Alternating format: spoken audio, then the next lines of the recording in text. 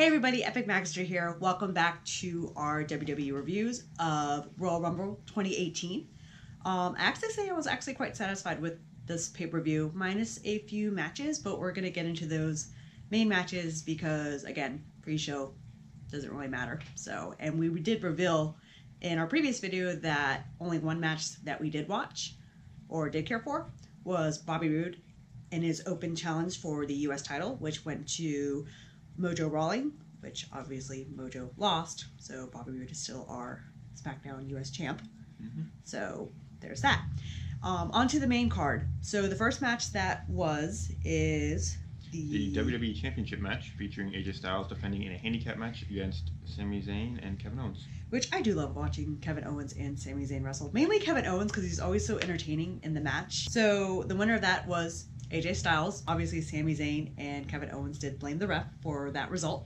Yeah, they did a bit of an odd thing where they tagged or they didn't tag, and Styles pinned Owens, but he wasn't technically the legal man, and I don't know exactly how they did it, but they did it to an angle so that they could claim the refs screwed them over. On the following SmackDown, I believe Sami Zayn walked down on Kevin Owens during a tag match of those two against AJ Styles and Shinsuke Nakamura. And I believe next week they're going to face each other, with the winner going on to face AJ at Fastlane. So AJ Styles was victorious in that match, so quite satisfied because I wanted him to win. Match number 2 was the Usos versus Chad Gable and Shelton Benjamin, which was a 2 out of 3 falls match for the SmackDown Tag Team Championship belts. Yes. The first fall went to Shelton Benjamin and Chad Gable? No, it went to the Usos. Death by super kick. Gable received a super kick from each Uso, and then while on his knees in the middle of the ring, a super kick from both Usos, and that gave them the first fall. It took a while to get to that first fall. Yeah, it did. About 10 minutes. Yeah. I wasn't keeping track of the time or anything. Yeah. Then the second fall happened only a few minutes after that. The weird thing was, I think it was probably a weird spot that happened within the match. From what I saw was that I think Shelton Benjamin was getting pinned. By the time Shelton Benjamin was getting pinned by one of the Usos, Chad Gable was up on the top turnbuckle, went to jump down and hit them, but kind of fell short of the pinfall. They were setting up for a double team move by Benjamin and Gable, and it was counted into a roll up, and Gable either mistimed it or they wanted to have it come just short. I don't know. It looked like a mistime. It looked odd, but then again, the ending of it was kind of odd, honestly. Yeah, I was going for Shelton Benjamin and Chad Gable, but I mean, it just kind of leaves him dead in the water now with like no real momentum. Well, like I said, Chad Gable had Jason Jordan, but Jason Jordan's doing other things. Yeah, there's no real tag teams left on SmackDown that can challenge the Usos that they haven't already beaten. Revival? They're on Raw. Yeah, they had a promo. They beat. It was a mixed tag. It was like. No. The Royal had a match against somebody recently, and then they had a promo about it. That might have been on Raw. I don't know. They were on the pre-show for Royal Rumble. Was that might have been it? Yes, they were. They went against Luke Gallows and Anderson. Yeah, they beat the club. I think they cut a promo afterwards. Or they cut a promo. I don't know. They cut a promo at some point in time after they winning a squash match. So they're there. And they've kind of lost a lot of credibility due to the injuries, and they got beat up by a bunch of old men on Raw 25. So kudos to the Usos because. Usos won, they're still the best tag team in the company. So. Yeah, so afterwards, they had the men's Rumble match, which was very interesting in the middle of the card. About 40 minutes in at this point? Yeah, and I was like, oh, well, they're getting that done early. I honestly expected them to be both at the end because Rumble matches. No, whenever they have two matches that are the same type, like the Elimination Chambers or Hell in a Cell, they don't do them back-to-back because that's just going to completely burn the audience out. So they space them apart. Sometimes they open the show with one, and then other times they'll have it one close the show. It's usually how it goes. So I figured it would be something similar with this. I wouldn't have been surprised if they opened the show with one of the Rumbles. Probably, I was thinking the women's, but they opened up with the WWE Championship match. So, and then once they had the men's Rumble in the middle of the card, I knew the women's was going to be the main event. Okay. Like we said last time, that they did confirm a couple of names for the men's Rumble. There was actually quite a few surprises that I didn't expect. They did a much better job this year of having a surprise entrance as opposed to last year, where everybody wanted a surprise entrance, and we didn't get anything. And it's funny, I did lean for Ty Dillinger before changing my vote, but he didn't even make it to the ring. He was number 10. Music played. Nothing happens. They go backstage, and he's getting beat up by Kevin Owens and Sami Zayn. Yeah, and then Sami Zayn takes the spot at the Rumble, but we're getting ahead of ourselves at number 10, so... Yeah, the first two to start the Royal Rumble was Rusev and Finn Balor. I thought it was going to be in English. But... In English came out and did an intro for Rusev. Because Rusev Day. Yeah, so they were the first one to start off. Number 1 was Rusev. Number 2 was Finn Balor. Number 3 was Rhino. Did not expect him to be in the Rumble. You get a bit of an ECW hop to them being in Philadelphia, so... True. Good old Philly. Number 4 was Baron Corbin. Corbin got eliminated very quickly by Finn Balor. Don't know if he got eliminated before the next person came out. I think he did. Yeah, I believe he got eliminated before the next person came out, and he was very upset about that. So he took out Finn Balor and took out Rusev. Right, because the moment that actually Baron Corbin got eliminated, he just kind of went on a little bit of a rampage. Tantrum. Because, tantrum, because right after he got eliminated, number 5 was Heath Slater, who... ate a clothesline on the way up the ramp. Yeah, essentially. Poor Heath Slater. Hey, he did something. He got kids. Yeah. Number 6 was Elias. He was actually... Yeah, he got to play a tune. Yeah, Elias came in when everybody was down, so they gave him the moment to sing his song. About the Royal Rumble and how he's going to win and all that good stuff. Well, he said the countdown wasn't going to continue playing until he finished his song, but that wasn't the case. Yeah, but the countdown went on anyway. And I believe number 7 was Almas? Cien Almas, the NXT champion. Andrade Almas, yes. Yes. Did not even know who that was. I was like, oh. Yeah, he is the current NXT champion. So, had a good showing the night before, from what I've heard. So. At NXT TakeOver? Yeah, TakeOver Philadelphia. Yeah. Number 8 was Bray Wyatt. I think he also did attack Slater. Everybody attacked Slater. Almost hit him with like a running knee. Wyatt, I think, threw him into the turnbuckle on the outside. Number 9 was Big E, who gave him pancakes. And, like, he was being a good person. I thought he was going to help him out get into the ring. And then he just helps him up, just feeds him pancakes, like, all right, it's okay. And that kind of left him there, yeah. Mm-hmm. And like we said, 10 was Ty Dillinger, but he didn't make it to the ring. He's so by Sami Zayne. I don't know if I think Sami Zayne smacked Slater. I he kind of did. So. Yeah. Number 11 was Sheamus. Yeah, Sheamus came out, actually picked up Heath Slater and put him in the ring. Yeah. You're good about it. And then he slides in the ring and then gets immediately clotheslined over by Heath Slater. Yeah. Sheamus' time in the Rumble was 2 seconds. Not as short as Santino. Yes. Who wasn't ready. No. And then Slater was eliminated immediately thereafter. I do not remember by who though. I don't remember either. He got his moment and then he got thrown right out. So. Absolutely. Poor Slater. Well, actually, no, poor Slater, poor Sheamus. But then again, he did have a match later that night, so. But yeah, that didn't mean anything, actually. So. Okay, we're back. I just made it easy just actually writing everything in order because looking down at my notes and just kind of going back and forth like, oh, where are these numbers going? So, last we left off with, I think... Sheamus getting out and getting eliminated in 2 seconds. Yes. After Sheamus, number 12 was Xavier Woods. At number 13, we had Apollo Crews, which for, again, not watching for a long while and watching Monday Night Raw with his match, him and Titus O'Neil against Sheamus and Cesaro, I never realized how athletic Apollo Crews was. Yeah, that was the thing that got him called for the Wall. He was very talented. His moves got him over very quickly to NXT fans. However, he didn't have much going for him in terms of personality or gimmick-wise, so he just kind of floated and did nothing on the writing roster. That's why he's currently with Titus O'Neil. So. Mm-hmm. At number 14, we had Shinsuke Nakamura, who was my pick, essentially. Number 15, we had Cesaro. Who lasted longer than 2 seconds. Yes, he did. Number 16 was Kofi Kingston, who always does something amazing at every Rumble. They noted the fact that all 3 members of the New Day were together in the ring, but in ring they didn't really do much together as a team. No. They were all kind of kept separate and didn't have any real big group spots or anything like that, like you might expect. Oh, mainly Kofi. That's it in the ring. Yeah. At number 17 was Jinder Mahal, who was originally not on the list. I knew he'd be in the Rumble considering the year he's had. So. Yeah. Number 18 was Seth Rollins. Don't know if it was prior to Rollins coming out or after Rollins coming out is when they did the New Day spot with Jinder. I believe so. He eliminated Xavier Woods and he eliminated Big E. Yeah. And he would have eliminated Kofi except for Kofi landed and had 1 foot on Xavier's chest. And 1 foot on the ground. So they then put his foot on a plate of pancakes, and he was pivoting off of that while Jinder was blocking his entrance back into the ring. Yeah. And then Big E and Xavier took his foot that had not touched the ground and vaulted him over Jinder Mahal. And then he eliminated Jinder with a Trouble in Paradise kick, which Jinder jumped over the top rope. And then Almas was going to throw him over, and instead of throwing him over to the side with New Day, threw him over to the opposite side, so Kofi was eliminated. Number 19 was the Broken Matt Hardy, which that was my first time actually seeing. Woken. Broken. In WWE, he's woken. In Impact, he was broken. Oh, so they still technically can't. I don't know exactly how. I don't think they can use the exact same name, but it's pretty much the same kind of thing. Yeah, and that was my first time seeing it, and I was like, oh, this is interesting. And I have to say, after watching Monday Night Raw, I actually do like his entrance music. Yeah. It's very mysterious. His character's very eccentric.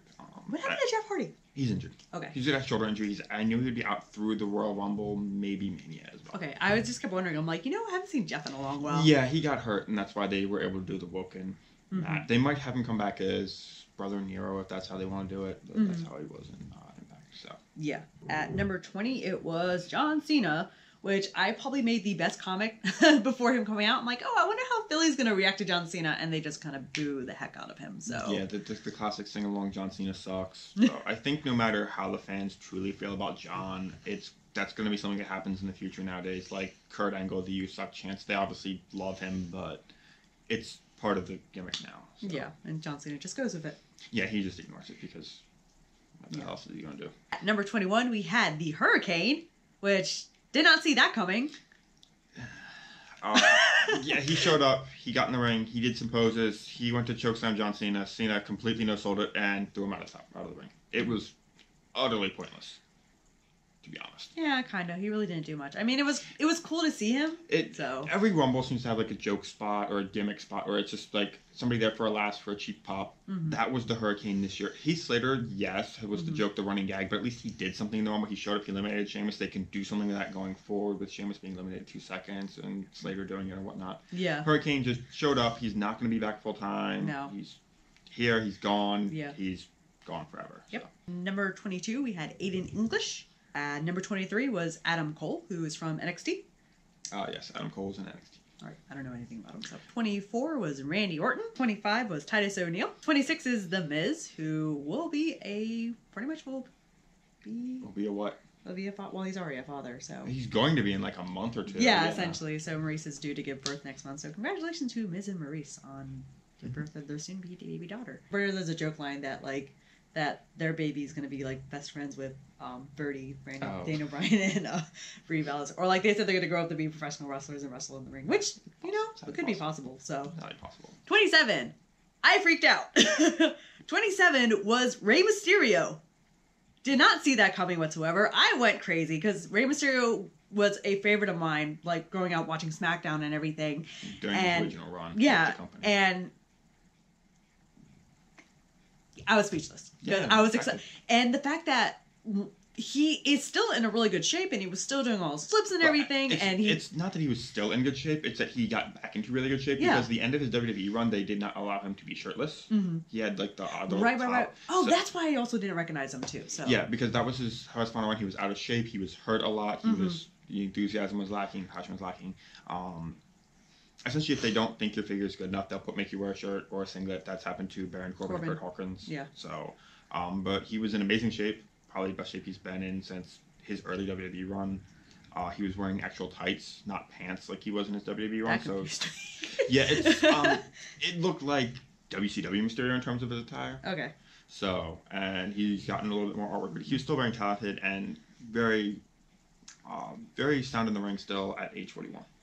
I know, just going through like all these like names and just seeing how old everybody is. That like most of them are like almost in their 40s or in their upper 30s. It's a lot of the people new to WWE are not new to the wrestling world. Therefore, they're older but newer to WWE fans, like AJ Styles and Finn Balor, Samoa Joe, and Bobby Roode. 28 was Roman Reigns, which gets his usual spill of booze whenever he comes out because it's Roman Reigns. 29 was Goldust, which was essentially, regardless, it's more the record. He's now, I think, either in solo second or tied for second in most Rumble appearances ever. I think he's tied. Kane is first.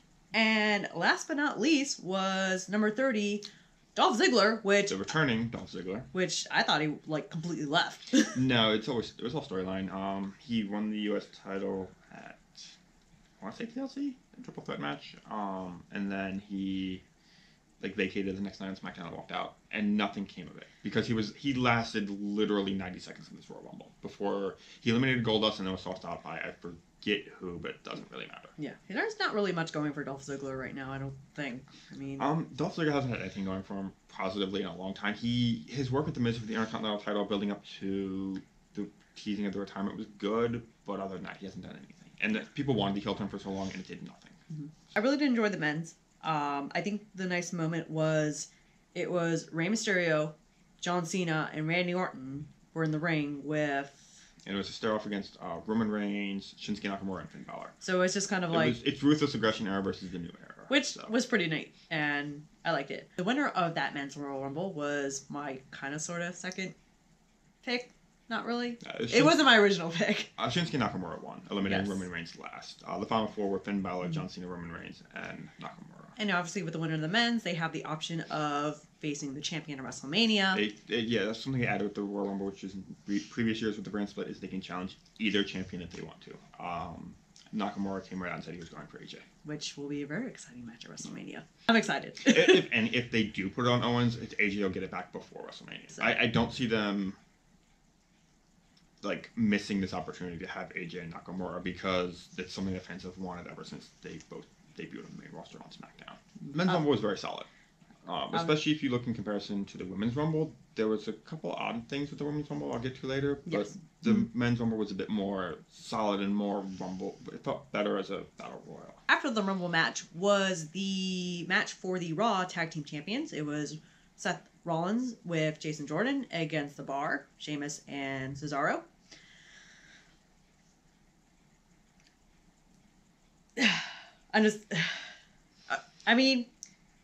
This match was very one-sided. It was not a very good match. I don't think Rollins did pretty much all the work. He did all the ring work, and he spent a solid amount of time in the Royal Rumble. Jason Jordan apparently got a concussion protocol. Was on the sideline for the entire time and did absolutely nothing. The storyline of it is he went face first in the turnbuckle on the turnbuckle post on the outside, was down for several minutes, had trainers come out looking at him, waved them off. Rollins was taking all the abuse, all the punishment in the ring.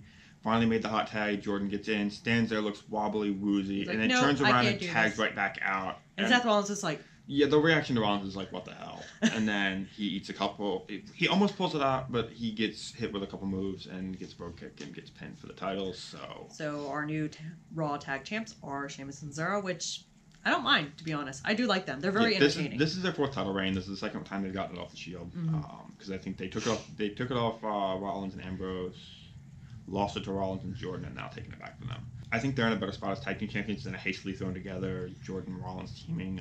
All the Royal Rumble did was get the belts off of them and further the feud going to WrestleMania. Yay! Side note for Rollins on Royal Rumble, he did a lot of work. He was in the Rumble for a long time. Took all the abuse in the tag match for a long time, and it's another case of WWE really leaning on him to do a lot of work in a night. That was the case during his WWE title run as well. He and Roman did have a Shield moment in the Rumble match itself where they powerbombed the Miz onto the Mist Rush. Yeah, over the top rope. So that was a nice little Shield moment, and then Reigns tossed Rollins out. So that was the end of that. Yeah, so it was just kind of like, okay, yeah, I get it. Yeah, and then but Rollins and Jason Jordan, I did not see them at all in Raw the following night.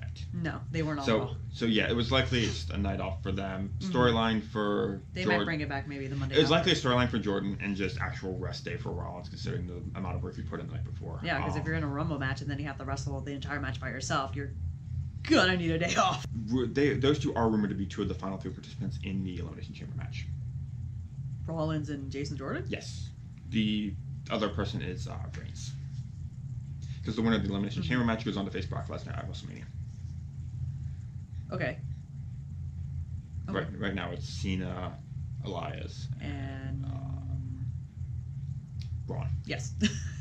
Because Braun on Monday night flipped a table on Kane, but we're going to get to that in just a moment. Well, that's actually next. Yes, absolutely. So the last match before the Women's Rumble... A little spoiler there, technically, but not much. Was the triple threat Brock Lesnar, Kane, and Braun Strowman. Which, that match was a... It was a fast-paced, it was spot-fest, it was big guys doing big guy things. It's what you're going to get from three guys that are not technically sound.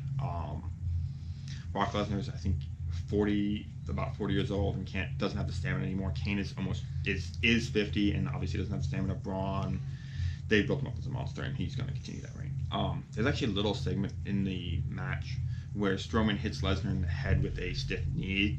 And my gosh! And Brock returns the favor by literally punching him in the side of the head. Yeah, you just see everything wobble with their faces. I was like, oh my gosh. Yeah, it's a couple stiff spots. And they just kind of like... It's a couple stiff spots, but Lesnar obviously took something off of that. Lesnar was a very good striker in the UFC. Yeah, it was just like, I was like, ooh, it looks painful. Yeah, if Lesnar wanted to punch somebody into a ring, he could absolutely do it. You could just knock somebody out. I don't think he was a strikeout artist, or a knockout artist, but... Yeah, a lot of tables were broken in that match. Not gonna lie about that. Yeah. One big spot was, I guess, pretty much tearing all the announcer tables apart. Yeah. Lesnar hit an F5 on Strowman through one of the announce tables, then turned over the main announce table on top of him, and then he F5'd Kane onto the other announce table, which had like a delayed break. He landed and then collapsed. And then Brock standing on the little half steps, and then Braun gets up, and the look on Brock's face is, "What the hell do I have to do to keep you down?" Also, Heyman had excellent reactions throughout the night, as per usual. I just remember him walking, it's just face palming and walking away to the right of the ring. So.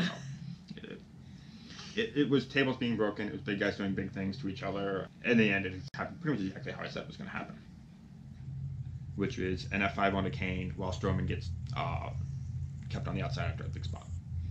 I think he got thrown out, and then Kane got thrown into him, and then Kane got F5'd and pinned. So. I'm not gonna say anything. I've said enough. That's essentially my reaction right now. Is because.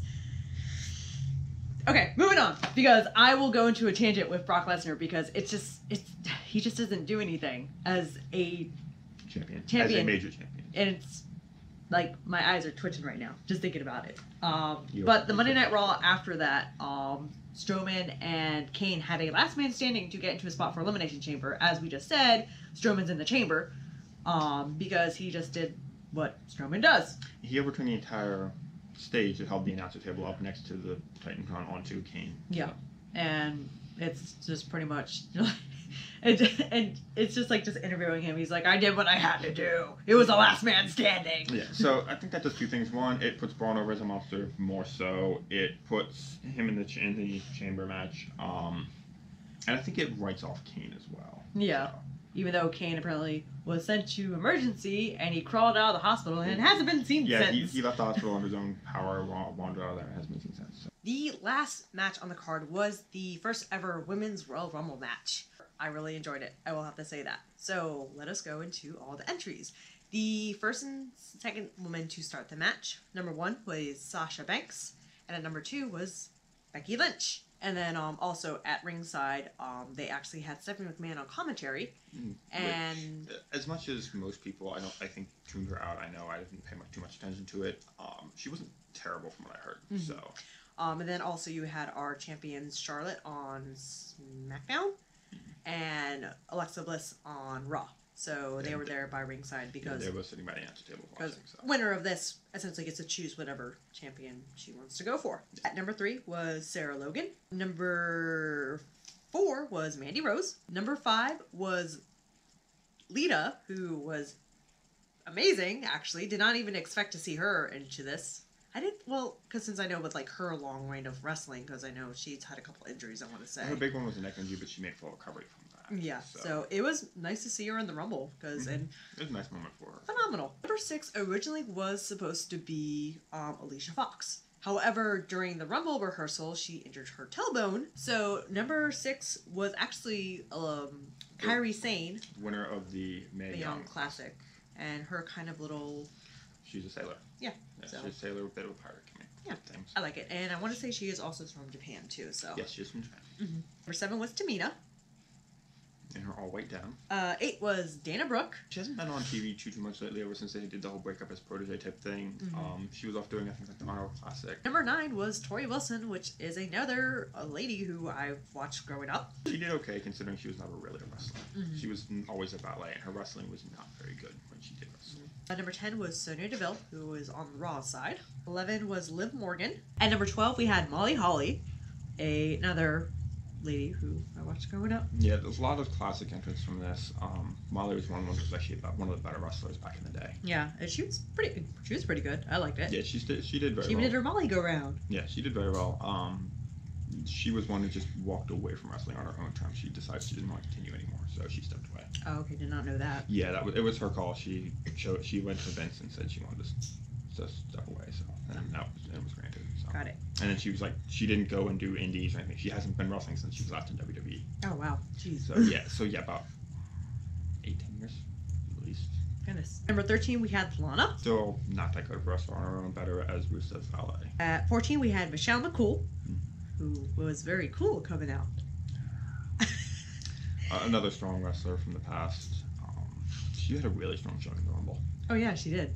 There, she eliminated a couple of ladies. She eliminated, I think, four or five women in the match. A little bit wobbly, like when she first came out, but I think that was just more of, again, she hasn't wrestled since she was last in the WWE. She's been off being a wife and a mother. At number 15, we had Ruby Riott, part of the Riott Squad. At number 16, we had Vicky Guerrero, who came out with her exclusive "excuse me" chants and just yelling at all the ladies, and then she got thrown out. That was her. Yeah, her screaming was like peaking to. I think there might have been some dogs howling. So it was so. I was like, yeah, oh, really? That's the joke, the gimmick for the women's Rumble, which it worked out. There were 4 women in the ring when she came out, and they all gently threw her over the top rope, and she just kind of like stepped down. So yeah. Well, she landed on her feet, but she was in heel, so she went to the knees to her knees. But yeah, it was the joke. It was the gimmick. Yeah. At number 17, we had Carmella, who is, I did not still realize she still had her Money in the Bank briefcase. So yeah, Ricky was actually still ringside when she came out. She did her moonwalk and taunted Vicky. Vicky took her briefcase and smacked her in the back. Yeah. And so Carmella didn't get right in the ring. She got in like an entrance later. Yeah. At 18 was Natalya. At number 19, we had another classic, Kelly Kelly. She's probably the youngest of the classic entrants in this because she was only like 18 when she debuted with WWE. Really? Wow. Yeah, that was like in 2006. At number 20, we had Naomi. She had the Kofi Kingston spotlight of this. Yeah, essentially, yeah. She got knocked off, but landed onto a crowd of women on the outside, which was... They were really setting up and really obvious that the spot was coming. Yeah. But she was on the barricade. They sat on the barricade, and then she walked on the barricade, took one of the chairs. I think it was where... Oh, that was the timekeeper. It was one of the timekeepers area. Mm-hmm. And then she wheelbarrow walked with her feet in the chair and got to the stair steps, and then got in the ring, and then was like immediately eliminated afterwards. So it was a cool spot, but all for nothing. It was cool. At number 21, we had Jacqueline. Yeah, another former... She goes back to the 90s, a Hall of Famer. They made a note with Stephanie McMahon on commentary of that her second women's title reign was ended by Stephanie McMahon. Stephanie's like, that's right, I did it all by myself. Which is absolutely not the case. She had help. Yeah, Stephanie McMahon was never a really good wrestler. No, not really. At 22, we had Nia Jax, who's pretty much the strong lady of this. She's the big show, Braun Strowman, Mark Henry. How are you going to get him over the top rope? I really do like her. So. Yeah, she's very talented. She's gonna get her monster push in the future. Do you imagine her and Braun Strowman tag team? And Alexa Bliss can be there and be like, yay! At 23, we had the NXT Women's Champion, Ember Moon, come out. She did appear on TakeOver. I think she was on TakeOver Philadelphia. She defended her title against Shayna Baszler. I do believe that match ended in no contest because Ember retained her title. I think it was due to injury or something like that. And she was selling a heavily taped and injured arm. Yeah, but she did pretty well. I don't think I've ever seen her like really wrestle before. No, she's very talented. I just like her attire. So. She's very talented. She was trained by Booker T. So. Really? Yes. They mentioned that on the broadcast as well. Oh, that's kind of She was once trained by Booker T. Mm-hmm. At 24, we had the Glamazon Beth Phoenix. Making her return, had a nice showdown with Nia Jax. Actually managed to pick up Nia Jax all by herself on her shoulders in a fireman's carry. Was not able to eliminate her, but was able to hold her for several seconds. And then afterwards they had Natalya throw back to the Divas of Doom stable. And it was the hugging, they're happy, and then Beth got tossed right out by Natalya in a very obvious spot. Yeah. I mean, it was very smart coming, so. At 25, we had Asuka, who was in her very first Royal Rumble match. Well, most of these ladies are. Everyone's in the favorite Royal, except for Beth Phoenix. Oh, right. She was in the men's Royal Rumble. Right. One time. She eliminated the Great Khali, and then Punk tossed her out. At 26 was Mickie James. At 27 and 28 were both surprises. At 27, we had Nikki Bella. Mm-hmm. Nikki, it's understandable that she hasn't been seen since last year's WrestleMania when she wrestled with Cena and was proposed to and accepted and all that. So. And then right after her was her sister Brie Bella. Which is a different story entirely. Well, she's a mom now, so. She should have stayed at home. Brie was never as good a wrestler as Nikki was. Yeah. And nobody ever cared for her that much either. So. Hey, at least she tried. I give credit to anybody who tries. At 29 was Bayley. And last but not least was a surprise. At number 30 was Trish Stratus. Hall of Famer Trish Stratus, yes. Yes, who pretty much asked Natalya to borrow some clothes from her, so. Yeah, very similar outfit to Natalya. So. Yeah, but the Ladies Rumble was probably like the most entertaining thing to watch. It was great seeing like all the veterans come back. I think nostalgia played a really big part with that, with all the nostalgia, with all the older women coming back. I think played a bigger part. If you look at it from a technicality standpoint and technical standpoint, the men's rumble was more solid and better overall because there was a lot of odd selling in the women's rumble. Yeah. They'd take a big move, they'd roll out of the ring, and then they'd be on the outside. And Yeah. that happened a lot. As Sasha Banks happened with Oh yeah, Sasha Banks was like out of it, like most of it in the beginning because she ended up getting rolled out. Her and Becky Lynch were like that. Yeah. And then at the moment, I'm like, wait, she's still in this rumble. There were several spots where they were taken out. I mean, I can understand having the ring cleared out for have the Beth Phoenix Nia Jax showdown. Oh, yeah. But other parts, and for the spot with Naomi, but other times it was just odd that they kept rolling out and they were always out of the ring, and the ring was never filled with women like it was in the men's rumble. The final four was Nikki, Brie, Asuka, and Sasha Banks. Yeah. And then Sasha got tossed out by the Bella twins. And your final three is the Bellas and Asuka, and it just doesn't work anymore. The Bellas were never at the forefront of the women's wrestling, so the end felt a little weak to me. Once you got down to the Bellas and Asuka, you knew for a fact Asuka was going to win. Yeah, so, which she did. So. Yeah, they did do a setup where Nikki eliminated Brie because she stupidly stood on the apron after being put over the top rope. And then Nikki just knocked her off, and then Asuka was able to win. It was a very odd ending. She just kind of kicked her kney. And like they were both on the apron over the top rope, and then Asuka kicked Nikki's her knee, and then she's dropped off the apron. It was a really odd ending to me. I was happy that Asuka won, so. Yeah, a lot of people thought it was going to happen because she's been so well protected. And yeah. But favorites were probably her, Sasha Banks, and Nia Jax, the favorites going into it.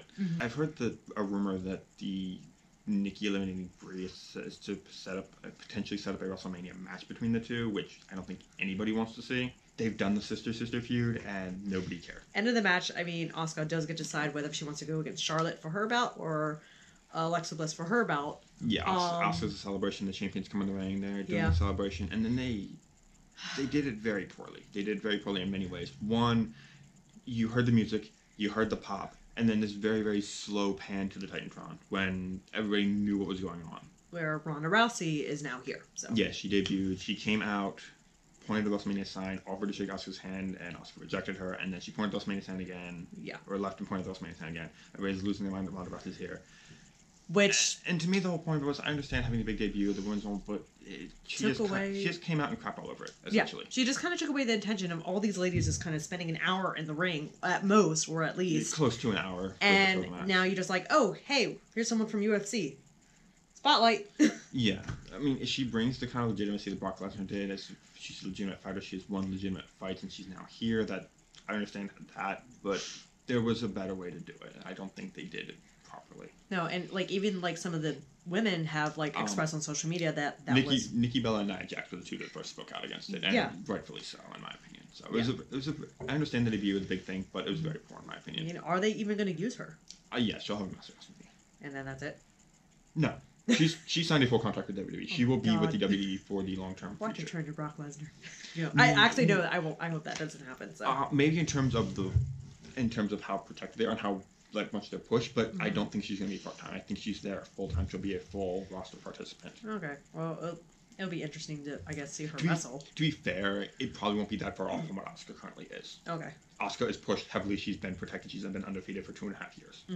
So I could see them giving that type of push to Rousey, or they could have her where she loses her first match, but they have a similar power run. So let's see what happens, I guess. Another thing with the Women's Rumble, as much as there was a lot of callbacks, a lot of them are obviously older, or some of them didn't really wrestle much in the past, like Kelly, like Brie Bella, like Tori Wilson, even though Brie and Kelly were Divas champions at one point in time, they weren't the best wrestlers. They weren't known for their wrestling. So those were that was the recap of the Royal Rumble pay-per-view. Overall, it was a very solid pay-per-view. I actually liked it better than last year. Yeah, the Royal matches were very good, very solid. Roman Reigns didn't win, the Universal title was what you'd expect. Big guys breaking things, putting each other through things, big spots, big matches. The Raw tag title was disappointment. SmackDown title was a little bit too because you think it's going to go to that third fall, that rubber break to see. Yeah, but it just happened so quickly. You get the clean sweep and it didn't feel. It just felt. It wasn't decisive. Pleased with the men's rumble. It was nice. Actually, I was excited about Rey Mysterio. That's all. I was just excited about Rey Mysterio. Yeah. No word if it's going to be a full-time contract or if it's a one-time thing. So please. They were rumoring that he could be the new GM of 205 Live, but he's not. It was a great pay-per-view. I liked it. But yeah, I liked it. Like I said, I liked it better than last year. Only a few low points, so it was good. Yeah, I give it 8 out of 10. You want to do letters? Do letters. Letters probably easy. Letters. I don't know. I'll give it a B+.